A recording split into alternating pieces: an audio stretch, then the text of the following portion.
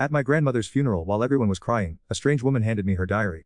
When I read the pages, I realized my entire was built on a lie, because the woman I call mother might not be my mother at all. I was cheating on Sarah even as we stood at my grandmother's graveside. Not physically. Not yet. But mentally I was already 3 states away with Jessica, the marketing director I'd been texting for 2 months. While Sarah squeezed my hand and whispered condolences, I was calculating when I could slip away to check my phone. That's the kind of man I was becoming, and I didn't even care. The funeral was everything to expect for an 89-year-old woman who'd outlived most of her friends. Small crowd, generic flowers, a pastor who clearly didn't know her well enough to make it personal. I kept checking my watch, eager to get back to my double. Sarah noticed. Of course she always noticed. "Are okay?" she whispered, her brown eyes full of concern. She was 8 months pregnant with our first child, glowing despite the grief, and I felt nothing. Nothing except irritation that she was interrupting my fantasy about Jessica's legs wrapped around me in some hotel room. The cemetery was one of those old ones with crooked headstones and trees that had been growing longer than anyone could remember. Grandmother's plot was next to grandfather's, married 52 years before he died. I used to think that was beautiful. Now it just looked like a prison sentence. As the pastor droned on about eternal rest, I watched Sarah dab her eyes with tissues. She'd loved my grandmother more than I had, honestly. Visit her every Sunday, brought her homemade cookies, listened to the same stories about the Great Depression over and over. While I was too busy climbing the corporate ladder to visit more than twice a year. The guilt should have eaten me alive. Instead, I felt nothing but impatience. Jessica had promised to send me something special after her business dinner tonight, and I was already hard thinking about it. My pregnant girlfriend was crying over my dead grandmother, and I was fantasizing about another woman's mouth. That's when she appeared. A woman maybe 60 years old, silver hair pulled back in a bun, wearing a black dress that looked like it cost more than my car payment. I'd never seen her before but she was staring at me like she knew all my secrets. She waited until after the service, until most people had wandered back to their cars mumbling about how nice the service was. Sarah was talking to my cousin about the reception, her hand resting on her belly, and I was scrolling through Jessica's Instagram when the strange woman approached.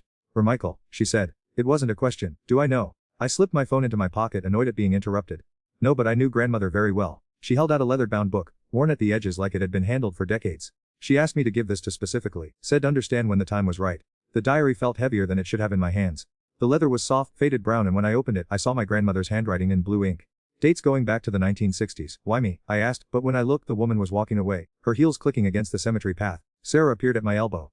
"Who was that? What did she give?" "Just some old diary of grandmother's," said, tucking it under my arm. "Probably her recipe collection or something." Sarah smiled, the first genuine smile I'd seen from her all day. "That's sweet. She probably wanted to have something to remember her by." I nodded, her forehead, tasting salt from her tears. She leaned into me, trusting and warm, carrying our child. I should have thrown my phone in the grave and begged her forgiveness right then. Instead, I felt it buzz with a new message from Jessica. That night, while Sarah slept beside me exhausted from the funeral and her pregnancy, I opened the diary. The first entry was dated March 15, 1963, 3 months before I thought my parents had gotten married.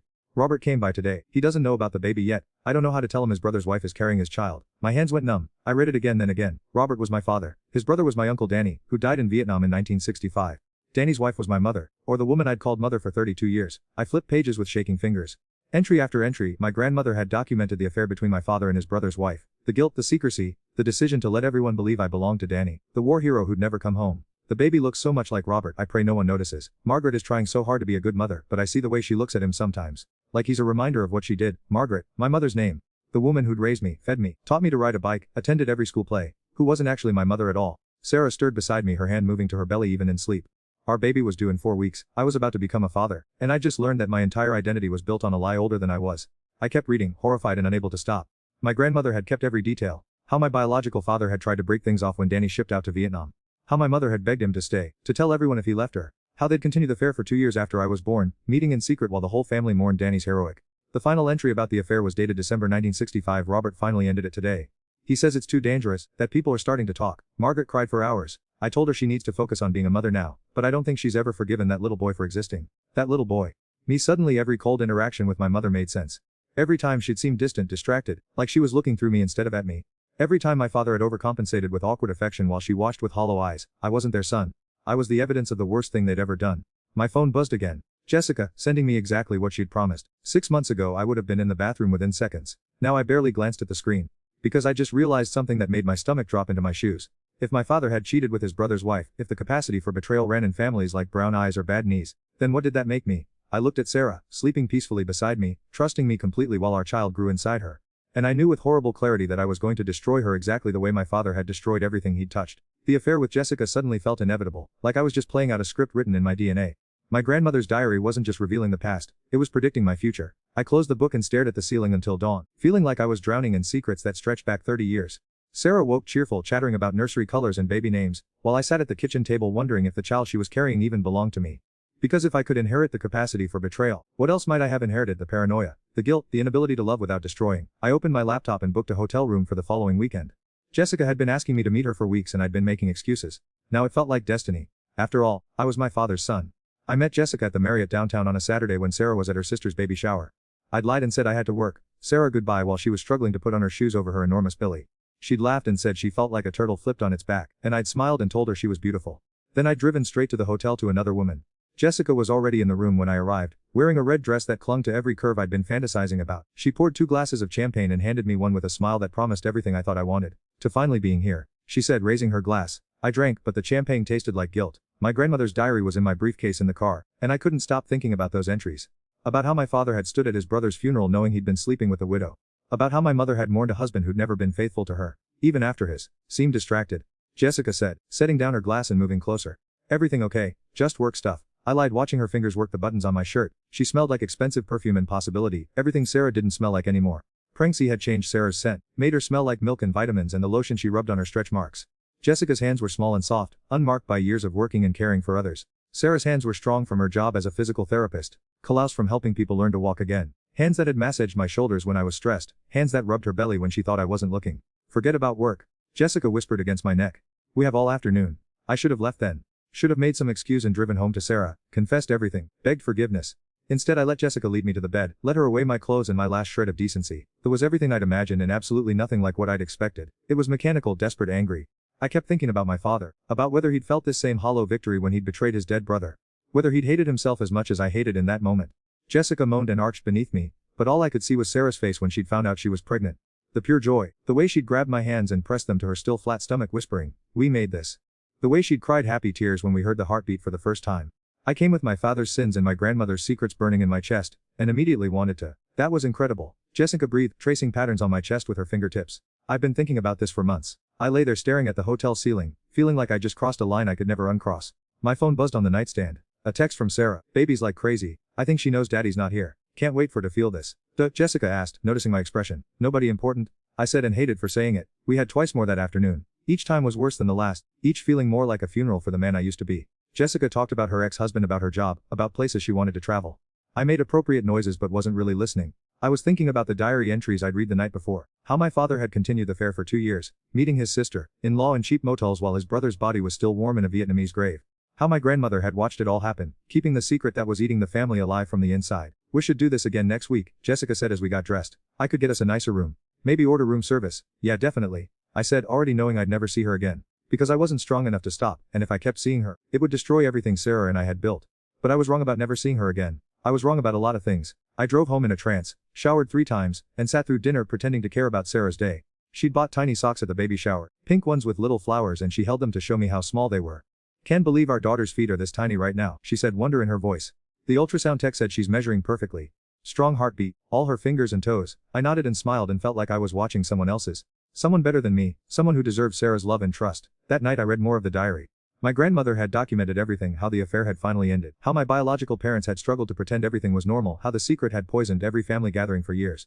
But the worst entry was dated 5 years later, 1970. My father had started drinking heavily, and one night he'd got enough to tell my grandmother the truth about something else. Robert confessed something terrible tonight. He says he's not sure Michael is his son either. Says Margaret was acting strange before Danny left for Vietnam, secretive. He thinks she might have been with someone else too, maybe even before the affair started. He doesn't know what to believe anymore. I read that passage a dozen times, trying to make sense of it.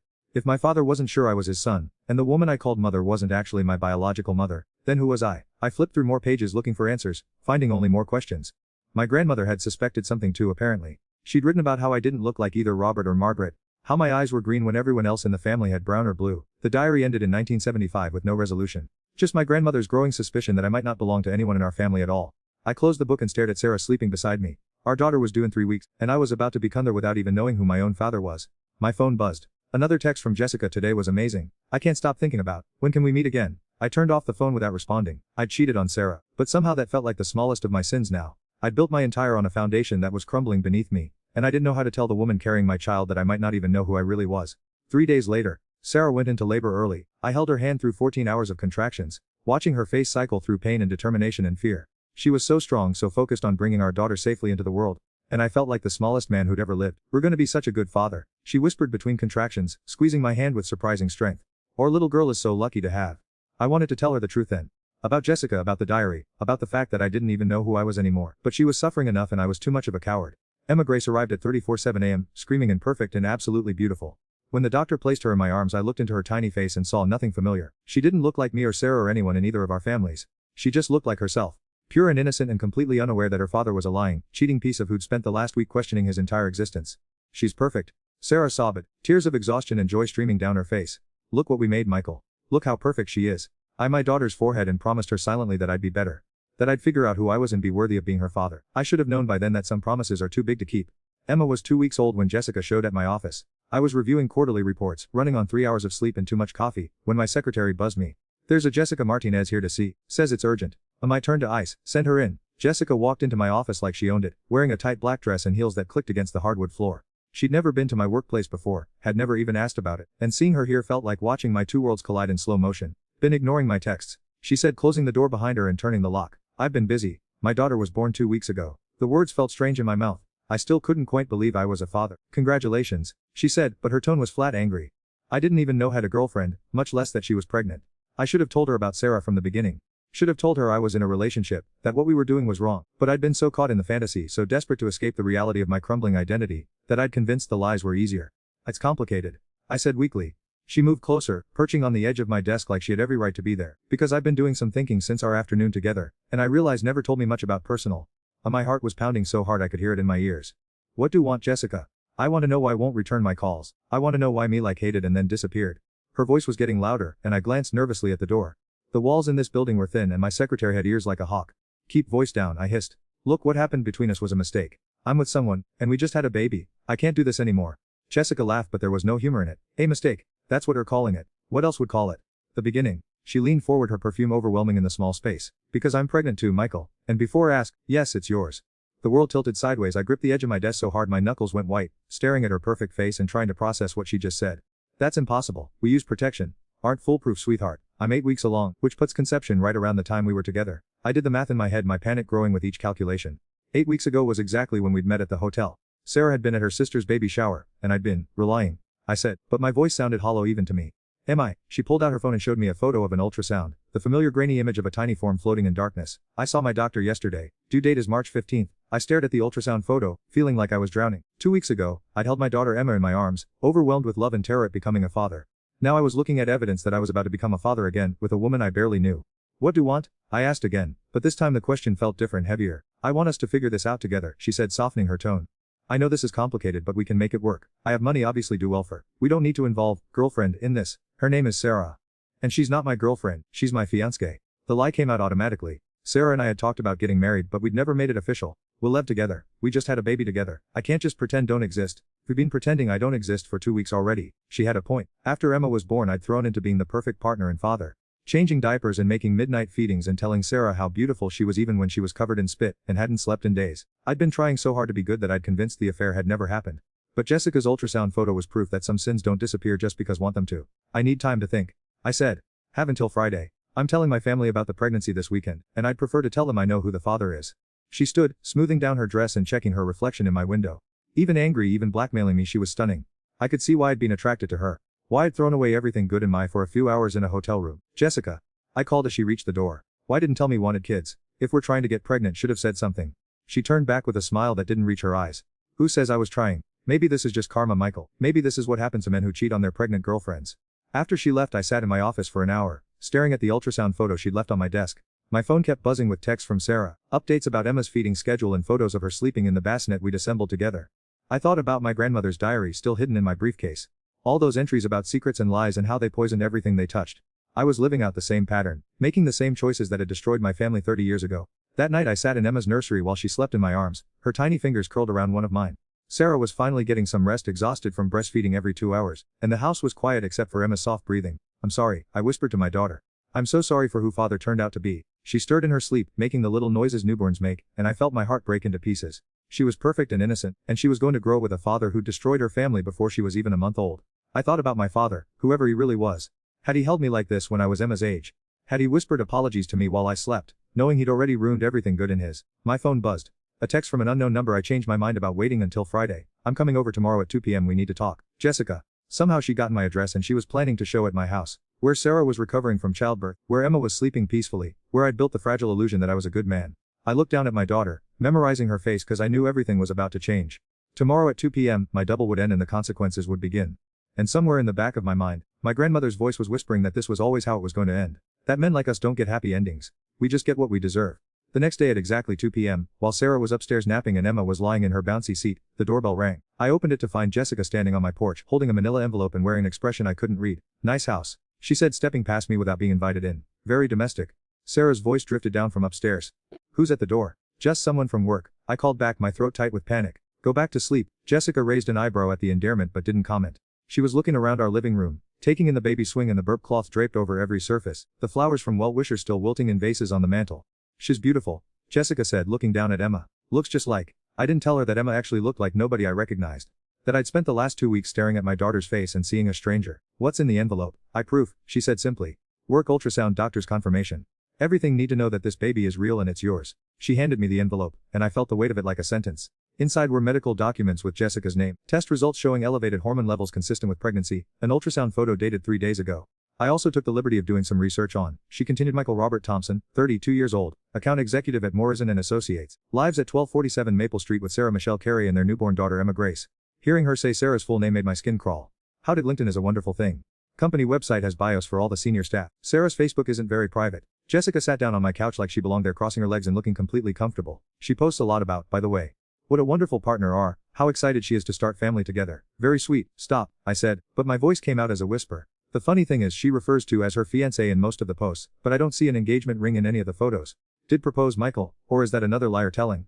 I thought about the ring I'd bought 6 months ago, still sitting in my sock drawer upstairs. I'd been planning to propose on Sarah's birthday. But then I'd found out about the pregnancy and decided to wait until after the baby was born. Then I'd met Jessica and everything had gotten complicated. Now the ring felt like evidence of promises I'd never be able to keep. What do you want? I asked for the 3rd time in 2 days. I want to tell her. Jessica said, nodding toward the stairs where Sarah was sleeping. Tonight. I want to explain that cheated on her while she was pregnant, and that mistress is now carrying child too. I can't do that. Should destroy her. She deserves to know who she's planning to spend her with. Emma started fussing in her bouncy seat, making the little mooling sounds that meant she was getting hungry. Without thinking, I picked her and started the swaying motion that usually calmed her down. We're good with her, Jessica observed. Natural father instincts, that's good to know. This isn't a game, I said. This is my family. No, Michael, this is first family. I'm carrying second family. And unless want me to go upstairs right now and introduce to Sarah personally, we're gonna figure out how to manage both. The footsteps on the stairs. Sarah was coming down, probably drawn by Emma's fussing. I felt like I was about to watch a car crash in slow motion. Michael. Sarah appeared at the bottom of the stairs wearing pajama pants and one of my old t-shirts, her hair pulled back in a messy bun. She looked exhausted and beautiful and completely trusting, and I wanted to. Emma sounds hungry. She stopped when she saw Jessica, her expression shifting from sleepy confusion to polite curiosity. Oh, I'm sorry. I didn't realize had company. Jessica stood, smoothing down her dress and extending her hand with a smile that looked genuine if didn't know better. Must be Sarah. I'm Jessica Martinez from Michael's office. I was just dropping off some contracts he needed to review. Sarah shook her hand, still looking tired but trying to be polite. Nice to meet. I'm sorry I look such a mess. We're still adjusting to the new schedule. Don't apologize. Look radiant. Motherhood suits. I watched this exchange like it was happening to someone else, holding my daughter and waiting for that never came. Jessica was playing this perfectly, being charming and professional, giving no hint of what she'd just been me with. Well, I should get going, Jessica said after a few minutes of small talk about Emma's sleeping schedule. Michael, don't forget about our meeting on Friday. We have a lot to discuss. She might cheat goodbye, just a professional peck that lasted a fraction of a second too long, and let herself out. Sarah collapsed back onto the couch reaching for Emma. She seems nice, very put together. And I had half her energy right now. Yeah, I said, watching Jessica's car disappear down our street. She's something else. Friday came too quickly. I met Jessica at a coffee shop downtown. Neutral territory where I couldn't lose my temper and she couldn't to drive to my house again. Have told her yet? She asked without preamble. No. Why not?